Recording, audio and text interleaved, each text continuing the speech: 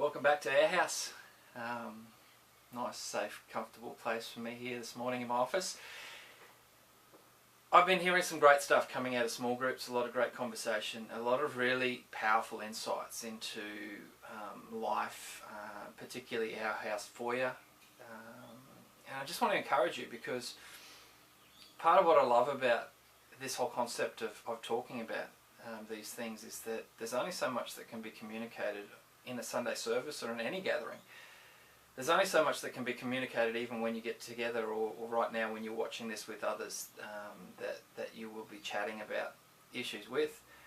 So I just want to encourage you just to continue to ponder some of the things that maybe resonate with you, and ask God to give you greater clarity, or just be thinking about those things, because there's some really great stuff available when we really think through what's going on. So here we are, week 2, Ourhouse living room, coming to you from my office, and a little bit more about how this becomes a part of my living room as well as other areas. So to do that, again, I'm going to take you on a journey around my home, but also some of the areas that work for me, and just hopefully give you some questions and promote some discussion as you see some visual images that might be able to help you to get greater clarity in this. So let's have a look at that, and then we'll close with some things that you can do together. So there's nothing that excites me more really than the whole idea of a living room. And if you head towards Ourhouse, and we did this last week, we went up into the foyer, we went up the stairs, talked about safety and security and being able to just keep an eye on what's going on. Downstairs at our place is our living room. It's a place that we've created that is separate from the upper area of the house, and it tends to be, particularly early in the week after a weekend, quite messy, because that's where we live, and we've got 4 kids. So I just wanted to show you what it could take in about 4 minutes just to clean up a room. And I wish I could do it this fast, but you know, preparation is really important, and preparation for people to come over is something that really is an act of love. It shows generosity of spirit, it shows consideration for others, and I really strongly believe that if we are willing to think about others and be prepared in the natural, that we're really saying something in a spiritual dynamic as well. We really say something about whether we're open to people coming into our lives and being a part of our lives. So it could be just a complete mind shift for you to be getting yourself ready and looking at your space around you and saying, well, am I really open to people? And maybe the first step is to say, well, maybe if I cleaned up this space and made it ready, then I would feel more comfortable with somebody coming over. And if someone came over, I wouldn't be freaking out about what they might be thinking or what I might be thinking. Because at the end of the day, it's about us creating a space where someone can leave after coming and being in our presence feeling better about themselves, not better about ourselves. So even when I prepare our house, like I've shown you just then really quickly, there's still a lot of dirt and dust and mess, but it's our home, and it's not just a house, it's safe. And a home needs to be a home. You still need to have representations of who you are everywhere. Your kids, your family, you wherever people are at, there's reflections on who you really are. And that might be intimidating to you, but it's just who you are. If we're going to open up our homes and our lives, we just need to carry a confidence that says people are going to be good with that, that we actually get to be real, and we don't need to be fake. In fact, people actually see through that when we try to be something that we're not. So I just want to encourage you to think about that, and think about whether your space represents who you are. If you don't mind a little bit of clutter, that's cool. If you do, then be ready. Be ready for people to come over. I'm showing you our fridge because I don't want to clean up my fridge when someone comes over. It's got representations of what my kids do and what we're all about, and our schedules and everything else. It's a representation of our lives. So that's sitting there in the background when you're sitting down having a coffee with me is no drama whatsoever to me. In fact, if there's things on there that I wouldn't feel comfortable with you seeing, they probably shouldn't be on there in the first place. Just a thought. Now I want to go a little bit deeper because I think it's really important not only that we provide and think about a living room in essence of doing it with people, but that God invites us into a living room as well. And place is really important. Here's my living room. This is where I really feel that God speaks to me. I know He does. It's up on the dam at the end of Kelso, and early in the morning is my best time. It just is the place that I know works. And usually that's where I go first. And then after going for a run or checking out what's going on, I come back, make myself a cold coffee, go into my space, because space is really important. And I used to have the Bible open and ready, and a notebook and my diary and a pen that worked. I made sure it did. Now that through the wonders of modern technology, most of those things are on my iPad, so it's there ready to go. And it gives me a chance just to go in, to find the scriptures that I want to read for the day, to set that up in my journal just with what I'm reading, to put my headings in there. I'm basically saying to God that I'm ready to go. So whatever you want to tell me today would be really awesome. So I'm going to go through all the preparation that I can do before I get into your word, God. And I'm not even saying that with words, but I'm saying that through my actions. And so once that's all set up and I've got a plan that I'm reading by, I can get on into the word and I can just start reading it. And what I'm looking for in the word is just one sentence or one idea that I can highlight or underline, that I can come back to in 15 minutes time and just chew on that a bit more and wonder why God brought that to my attention. Again, I'm looking for something. I'm expecting God to speak to me.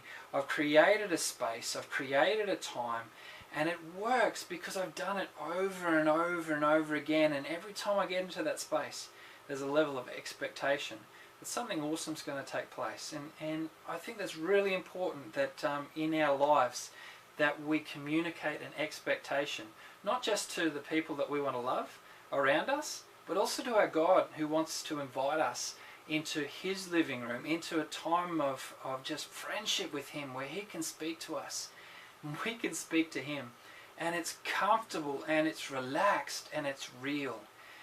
That's what God offers to us, and that's what He invites us to offer to the people around us. And I'd really like to encourage you to think about that, about the whole idea of opening up our lives as an act of generosity to people around us.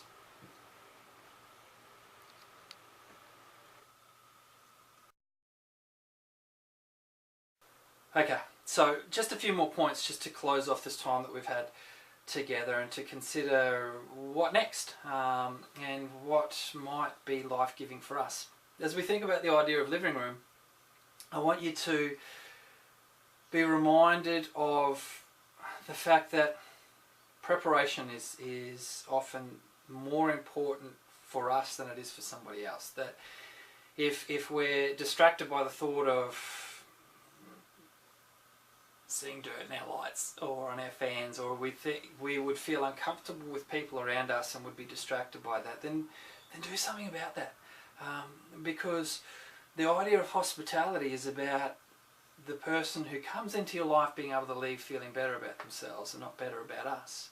And if we can't give some of ourselves, not necessarily all, but some of ourselves to them in listening and being a great host, because we're distracted by many things, then what can you do?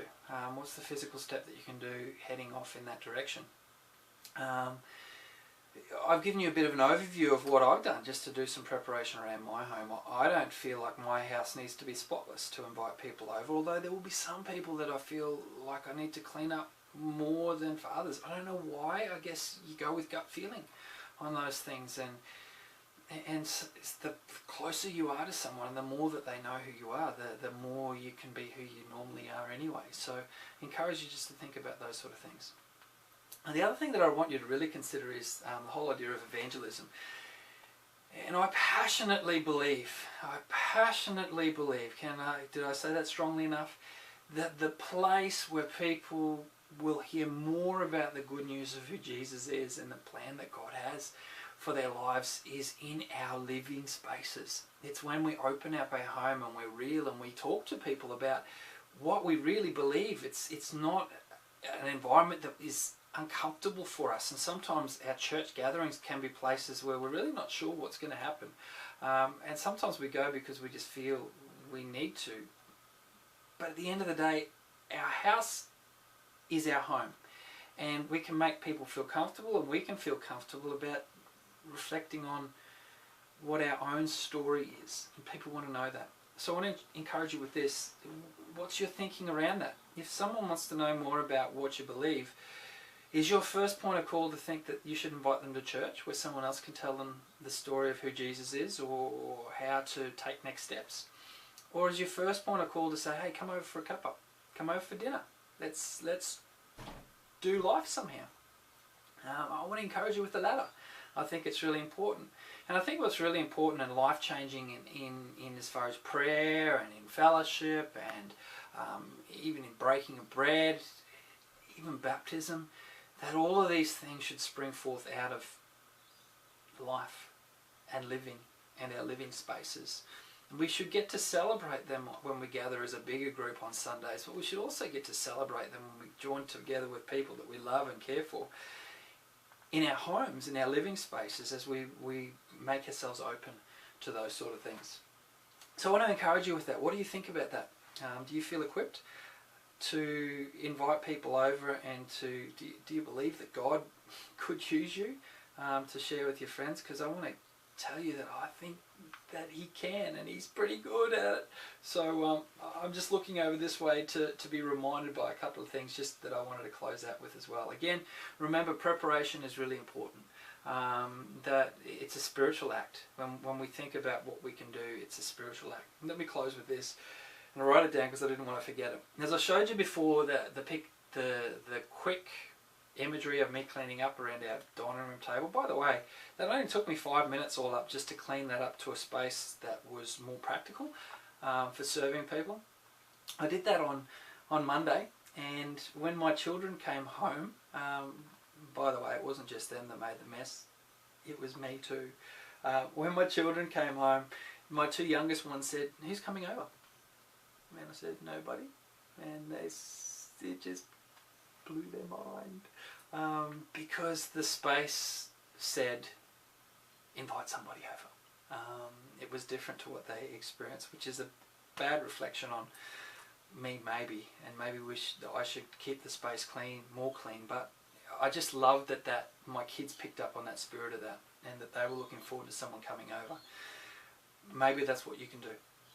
Maybe you don't know what else to do, but what you can do is to blow the mind of your spouse or your kids or the people around you, your parents, whoever it is that you live with. When somebody rocks up and says, "Are you expecting somebody?"